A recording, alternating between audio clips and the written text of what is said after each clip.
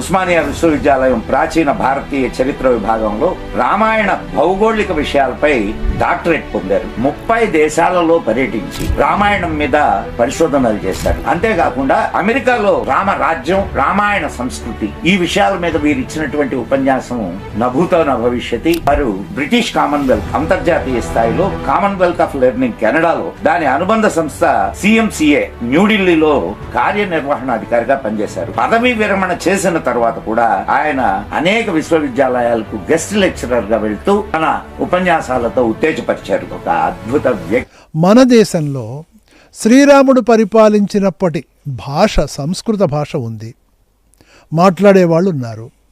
నాకు నేనే అహం సంస్కృతేన సంభాషణం కర్తుం శక్నోమి, నేనే శ్రీరాముడు మాట్లాడినటువంటి భాషలో మాట్లాడగలను. అలాగే శ్రీరాముడిలాగా వస్త్రధారణ చేయగలను, శ్రీరాముడిలాగా హాయిగా కూర్చుని కంచంలో భోజనం పెట్టుకుని వారు ఎలాగైతే కందమూల ఫలాలు శాకాహారము తిన్నారో ఆ విధంగా తినగలను. వారికి మళ్ళీనే మల్ల యుద్ధము, వారికి మళ్ళీనే ద్వంద్వ యుద్ధము, వారికి మళ్ళీనే బాణయుద్ధము చిన్నప్పుడు నేర్చుకుని ప్రాక్టీస్ చేశాము.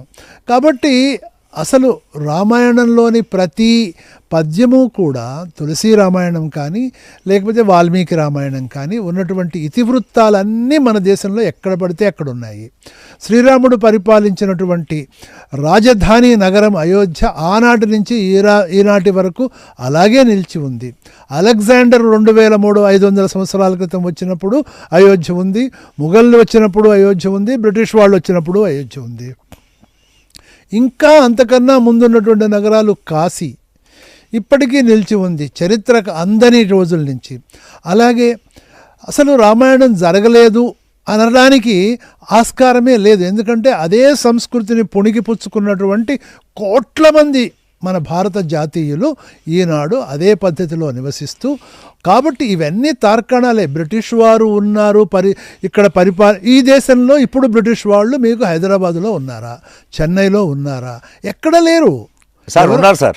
సార్ ఒక సీట్ కూడా ఇంకా వాళ్ళకి ఇప్పుడు వాళ్ళ సంతతి కూడా కాదు.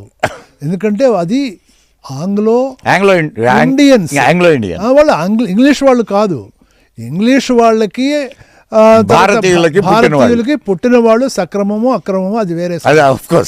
కానీ వాళ్ళకి పుట్టిన వాళ్ళు ఏదో ఆ రోజుల్లో వాళ్ళు వెళ్ళిపోతూ మా ద్వారా పుట్టారు కాబట్టి వీళ్ళకి కొంత రిజర్వేషన్స్ ఇవ్వమంటే రిజర్వేషన్స్ మూలంగా వాళ్ళు ఉన్నారు. కానీ వాళ్ళు కూడా ఇప్పుడు బాహాటంగా మేము ఆంగ్లో ఇండియన్స్ము అని చెప్పుకునేటువంటి వాళ్ళు ఎవరు మనకి సహజంగా కనిపించరు. స్కూల్స్లో, కాలేజెస్లో వాటన్నిటిలో కూడా రిజర్వేషన్స్లో ఆంగ్లో ఇండియన్స్కి రిజర్వేషన్స్ అనేవి బాహాటంగా మనకు కనిపించవు. కానీ మనం ఇంగ్లీష్ వాళ్ళు పరిపాలించారు అనేది కళ్ళు మూసుకుని నమ్ముతాం మనం. మరి అదే పద్ధతిలో శ్రీరాముడు పరిపాలించాడు, ధర్మరాజు పరిపాలించాడు. ఆనాటి పద్ధతులు, ఆనాటి టెక్స్ట్ బుక్స్, ఆనాటి కథ, ఆనాటి ఇతివృత్తాలు, ఆనాటి నగరాల పేర్లు, ఆనాటి భారతదేశం పేరు ఏదైతే ఉందో అదే ఇప్పుడు అదే దేశంగా మనకి వెళ్తుంది. ఆనాడు భరత వర్షము, భరత ఖండము, భారతదేశము అని పిలువబడినవన్నీ ఈ రోజుల్లోనూ ఉన్నాయి. ఆ రోజుల్లో ప్రపంచం మొత్తము భౌగోళికంగా ఏ పేర్లతో పిలువబడుతుందో అవే పేర్లు ఉన్నాయి. ఇంతేకాదు, ప్రపంచవ్యాప్తంగా శ్రీరామచంద్రుడు పరిపాలించింది కేవలము భారతదేశంలో మాత్రమే కాదు. నా తర్వాత ప్రశ్న అదే ఉండబోతుంది సార్. ఎందుకంటే ఇప్పుడు మనకు ఒక మంగళ వాక్యం ఒకటి ఉన్నది సార్.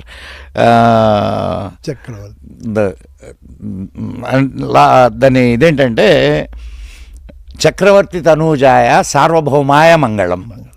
చక్రవర్తి సార్వభౌముడు.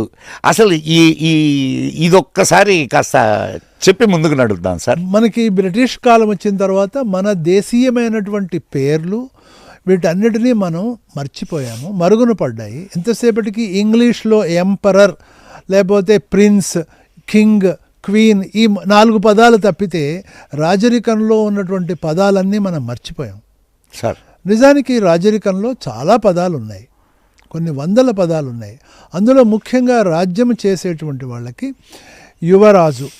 యువరాజు కూడా కాకుండా ముందు రాజకుమారుడు. కేవలం ఒక రాజుకు పుడితే అతను రాజకుమారుడు అంతే, అతనికి ఏమి అధికారాలు ఉండవు. అతను రాజు తరువాత రాజు కావాలి అని నిర్ణయింపబడితే అతనికి యువరాజ పట్టాభిషేకం జరిగితే అతను రాజు ఉన్నంతకాలము యువరాజుగా ఉంటాడు. రాజు చనిపోయిన తర్వాత కానీ లేక రాజు సన్యాసాశ్రమం కానీ వానప్రస్థం కానీ తీసుకుని అడవులకు వెళితే అప్పుడు అతను రాజు అవుతాడు. లేటెస్ట్ ఉదాహరణ మీకు చెప్తాను. ఇంగ్లాండ్లో మొన్న మధ్య వరకు మహారాణి పరిపాలన చాలా కాలం నుంచి జరిగింది, సుమారు 50 సంవత్సరాల పైనగా. ఆవిడ ఉన్నంతకాలము ఆవిడ కొడుకు పట్టాభిషేకం అయింది, కానీ అతను ప్రిన్స్ చార్లెస్ యువరాజు మాత్రమే, రాజు కాదు అతను. ఆఖరికి ఆమె చనిపోయిన తర్వాత 14 రోజుల కర్మకాండ క్రియలు అంతా అయిపోయిన తర్వాత అప్పుడు ఆయనకి పట్టాభిషేకం జరిగి ఆయన రాజు అయ్యాడు. యూకే, ఇంగ్లాండ్ మొత్తానికి కూడా ఇది ఉదాహరణ ఎట్లా చెప్పారు? మరి ఇదే ఉదాహరణ మన దేశం నుంచి వెళ్ళిందే ఇది. ఎందుకంటే మన దేశంలో శ్రీరామచంద్రుడు ఉన్నప్పుడు అతన్ని యువరాజు, ముందు రాజకుమారుడుగా ఉన్నాడు, అది మొదటి దశ. రెండవ దశ యువరాజు అవటం కోసము ముహూర్తం నిర్ణయించబడింది, కానీ ఆ సమయానికి అతను యువరాజు కాలేకపోయాడు. అవును. అదే మహాభారత కాలంలో చూసుకుంటే దుర్యోధనుడు యువరాజు అయ్యాడు, కానీ కొస వరకు అతనే ఉన్నాడు, యువరాజుగానే ఉన్నాడు తప్పితే రాజు కాలేదు. కానీ రాజ్యం అంతా నడిపింది అతనే. కాదండి, చాలా పొరపాటు. రాజ్యం మొత్తం నడిపేటువంటి అవకాశం యువరాజుకు ఉండదు. యువరాజుకి కొన్ని బాధ్యతలు ఉంటాయి. సైన్యం యువరాజు చేతిలో ఉంటుంది, కానీ ఏ సమయానైనా యువరాజు తీసుకున్న ఏ నిర్ణయమైనా వెనక్కి తీసుకునే అధికారము మహారాజుకు ఉంటుంది. కాబట్టి యువరాజుకి లిమిటెడ్ ఒక్కొక్క స్టేజ్ అనమాట అది. ముందు రాజకుమారుడు మొదటి స్టేజ్. రాజకుమారుడు కాకుండా యువరాజు కావటానికి వీల్లేదు, యువరాజు కాకుండా రాజు కావటానికి వీల్లేదు. రాజు అయిన తర్వాత కొన్ని సంవత్సరాల తర్వాత అతను అనేక దేశాల రాజుల్ని కూడా జయించి వారితో సఖ్యంగా ఉండి వారితో మిత్ర దేశాలుగా ఉండి అలాగా ఇంకొక స్టేజ్ మహారాజు అవుతాడు అతను. ఆ మహారాజు కాస్త రాజాధిరాజు అవుతాడు తర్వాత. అంటే ఇంకా అనేక మంది రాజులకి పైన ఉండేటువంటి రాజుని రాజాధిరాజా అంటారనమాట. అంతకన్నా పైన మన భారతదేశం మొత్తాన్ని భరతవర్షం వేరు, భరత ఖండం వేరు, భారతదేశం వేరు. అందుకని మనకి సంధ్యావందనంలో మనం చెప్పుకునేటప్పుడు లేదా ప్రతి దేవాలయంలో కూడా సంకల్పంలో భరతవర్షే భరతఖండే, భరతవర్షంలో భరతఖండం, భరతఖండము కాకుండా భరతవర్షంలో ఇంకొక 3 ఖండాలు ఉన్నాయి. అవి యవన ఖండము, భరతఖండము, కిరాతఖండము, కౌమారికా ఖండము. ఇవన్నీ కూడా మొత్తము ఇప్పుడు భరతఖండము అంటే ఏదంటే బ్రిటిష్ వాళ్ళు వెళ్ళిపోకముందు అన్డివైడెడ్ 200 సంవత్సరాల క్రితం మనకి భారతదేశం మొత్తము పాకిస్తాన్, ఆఫ్ఘనిస్తాన్, బర్మా, టిబెట్, శ్రీలంక, నేపాల్ ఇవన్నీ కలిపి ఉన్నటువంటిది భరతఖండము. ఇలాంటివి 4 ఖండాలు కలిస్తే భరత వర్షము. అంతేగాని భరతవర్షం అప్పటికి యవన ఖండం కూడా భరతవర్షంలో భాగం, భరత ఖండంలో భాగం కాదు. అదే భరత వర్షంలో భాగం యవన ఖండం అంటే ఈజిప్ట్ దగ్గర నుంచి ఆఫ్ఘనిస్తాన్ వరకు. ఆఫ్రికాలో మన దేశాన్ని యవనులు దండయాత్ర కూడా చేశారు కదా. తరువాత మన ఈనాటి చరిత్రకారులు, లేకపోతే మీరు మొదటి ప్రశ్న అడిగారే రామాయణం జరిగిందా అని అడిగేటువంటి మేధావులు ఎవరైతే ఉన్నారో వారందరూ చెప్పారు. ఇప్పుడు గురి నా వైపు పెట్టకండి. చాలా మంది అడిగేది ఏమంటే యవన అనే మాట రామాయణంలో ఉంది కదా, యవనులు అంటే గ్రీకులు కదా, గ్రీకులు వచ్చింది కేవలము 2500 సంవత్సరాల క్రితం కదా, కాబట్టి రామాయణం జరిగింది 2500 సంవత్సరాల క్రితం అనేటువంటి ఒక వితండవాదం అంటారు దీన్ని. యవన అనేటువంటి పదము యవన ఖండము అనేటువంటి దానిలో నివసించే వాళ్ళందరినీ యవనులు అంటారు. యవన ఖండము అంటే ఈజిప్ట్ దగ్గర నుంచి ఆఫ్ఘనిస్తాన్ వరకు ఉన్నటువంటి భూభాగం, పెద్ద భూభాగాన్ని యవన ఖండము అని మన భారతీయ భౌగోళ శాస్త్రం ఏదైతే ఉందో అందులో ఉంది. ప్రస్తుతం భారతీయ భౌగోళిక శాస్త్రం ఎక్కడ బయట దొరకట్లేదు. దాని అంశాలు నా దగ్గర ఉన్నాయి, దానికి సంబంధించిన వివరాలు. భారతీయ భౌగోళిక శాస్త్రం ఏం చేస్తుందంటే ఈ భూమి మొత్తాన్ని కూడాను 9 భాగాలుగా విభజించారు. 9 వర్షాలు, నవవర్ష మండిత వసుంధర అనేటువంటిది మన సంస్కృతంలో. నవవర్షాలతో ఉన్నటువంటిది మన యొక్క. ఇంకొక మాట కూడా అంటారు కదా సార్, సప్తద్వీపావసుందర. ద్వీపాలు వేరు, అదే వర్షాలు. అదే అందుకే ద్వీపాలేమో భూమిలో వర్షాలు కాకుండా పక్కన సముద్రంలో ఒంటరిగా ఉండేటువంటివి, వాటిని ద్వీపాలు అంటారు. మళ్ళీ అందులో కూడా 2 భాగాలు ఉన్నాయి. ద్వి ఆపహ, 2 పక్కల నీరుండేటువంటిది ద్వీపం అనేది ఒకటి. దాని యొక్క నిర్వచనం ప్రకారం చూస్తే 2 పక్కల నీరుండి అటు ఇటు భూమి ఉండాలి. ఇంకొకటి చుట్టూ 4 పక్కల నీరుండేది కూడా ద్వీపము అనేటువంటిది మన యొక్క వాడుకలో ఉంది. ప్రస్తుతం వాడుకలో ఉన్న దాని ప్రకారం 4 పక్కల నీళ్లుండి ఎటుపక్క భూమికి అంటుకోకుండా ఉండేటువంటి దాన్ని, అలాంటి భూమిని ద్వీపము అంటారు. లంక అని కూడా అంటారు కదా. లంక అనరు. లంకలు అనేది మన గోదావరి జిల్లాల్లో వినిపిస్తూ ఉంటుంది.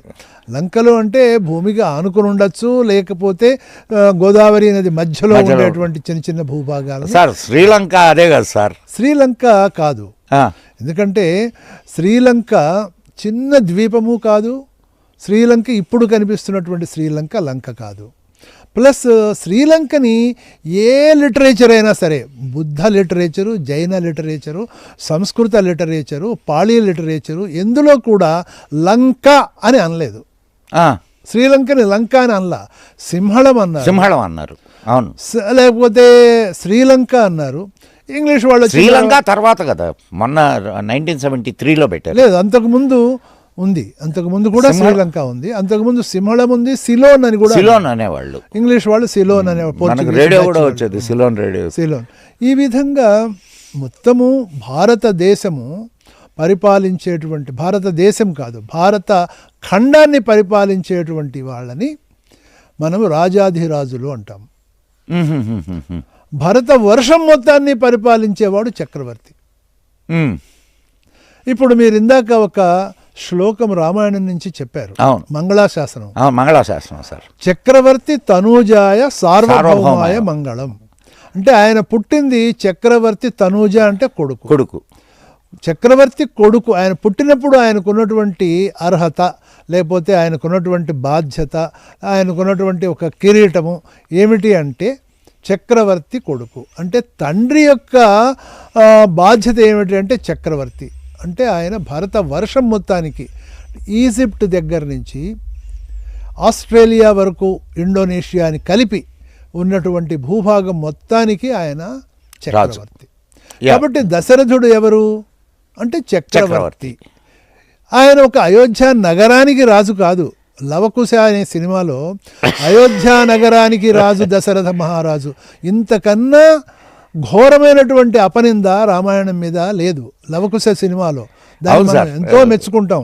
అందులో ఇచ్చినటువంటి పాట మాత్రం అయోధ్య నగరానికి రాజు ఏంటండి? నగరానికి రాజు ఉంటాడా ఎక్కడన్నా? అసలు నగరానికి కార్పొరేటర్స్ ఉంటారు, మేయర్స్ ఉంటారు. ఈ రోజుల్లో, ఆ రోజుల్లో కూడా నగరాలకి జమీందారులు ఉండేవారు, లేదా నగరానికి వేరే నగరాధికారులు ఉండేవారు. అంతేగాని నగరానికి రాజులు ఉండేవారు కాదు. రాజు అంటే విస్తృతమైనటువంటి భూభాగాన్ని ఏలేటువంటి అతన్ని రాజు అంటారు. ఆ విధంగా దశరథ మహారాజు అని మనం అంటాము, లేదా దశరథుడు చక్రవర్తి. రామాయణం ప్రకారం దశరథుడు చక్రవర్తి తనూజాయ. ఆయన కొడుకు మొదట యువరాజే కాలేకపోయాడు అసలు, ఏదో కారణం మూలంగా. యువరాజు అవ్వాల్సిన సమయంలో యువరాజు కాలేకపోయాడు. అంటే రాజకుమారుడి నుంచి యువరాజు కావాలి, కానీ అదే కాలేకపోయాడు ఆయన. కానీ తన స్వబలంతో, తన యొక్క క్షాత్ర శక్తితో, వీర్యంతో, పరాక్రమంతో ఆయన ఏమయ్యాడు చివరికి అనేటువంటిది 2వ భాగంలో ఉంది మీరు చెప్పినటువంటి కొటేషన్లో. చక్రవర్తి తనూజాయ సార్వభౌమాయ మంగళం. సార్వభౌముడు అంటే ఆ పదంలోనే దానికి యొక్క పూర్తి అర్థం ఉంది. సర్వం సహా భూమండలానికి అధిపతి. సార్వ అంటే సర్వం సహా, భౌమ అంటే భూమి, సర్వం సహా భూమండలానికి అధిపతిని సార్వభౌముడు అంటాడు. అంతకన్నా ఉచ్యమైన పదం లేదు